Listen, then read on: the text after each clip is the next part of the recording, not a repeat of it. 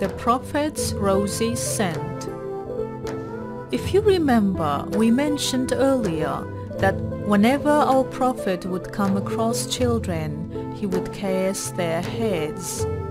The heads of those children whom our Prophet caressed smelled beautiful. It was such a beautiful scent that other people could smell it too. Our beloved Prophet had such a beautiful scent which reminded you of roses, that when someone smelled it once, they could never forget it again. Just like the son of Samurha, Cabr, our Prophet caressed Cabr's cheeks. Cabr continues with the story.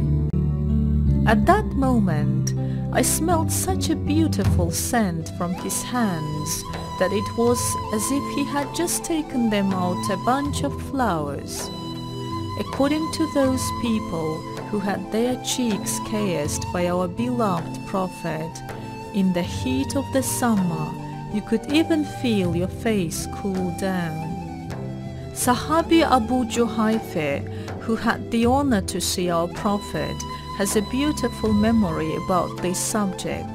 Let's listen to his story. I was 13 years old during our Prophet's farewell hijrah. We stopped at a place called Abtah near Mina when the heat of the day got unbearable. A tent was set up for our Prophet. He rested there until the heat went away. He then did his ritual cleaning with the water Bilal Habashi brought. When Bilal brought out rest of the water, everyone ran up to him as if there was treasure in his hands. With excitement, they put their hands in the water and splashed their faces with it. Our Prophet then got out of the tent. The Sahabis surrounded him, held his blessed hands and touched their own faces with his hands. I was only a child then, so I didn't have the courage to do it. I could only look, but couldn't stand anymore. When I found the opportunity, I ran up to him and did the same. But what did I experience? Despite the hot weather, his holy hands were as cold as water and they smelled beautiful. So, dear children, we are nearly through. Who knows how many more wonderful memories there are from the children who lived during the age of happiness.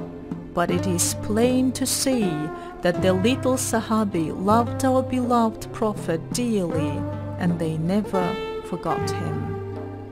They always remembered him with good deeds, prayers, and tears which came from the feeling of missing him.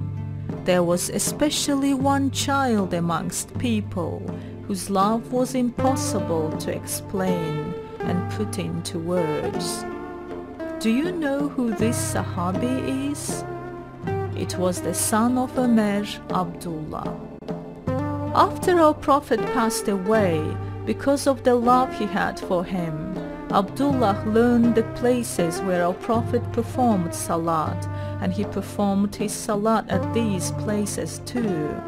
He walked where our Prophet used to walk, rested underneath the shady trees where he used to sit, and he watered those trees so that they wouldn't dry out. At those moments, he would cry and remember the wonderful days they spent together. With the hope of being together in the other world, he would live in the thoughts of those wonderful and happy days that were to never be lived again. Hold us by our hands, for I die for them. Show us the way, for I die for it. You are the branch we hold, the roses we smell, the arm we take strength from, for I die for it.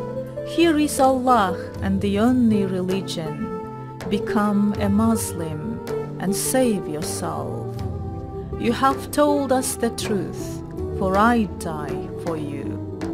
Thousands of prayers and greetings are yours, and your families, our beloved Prophet.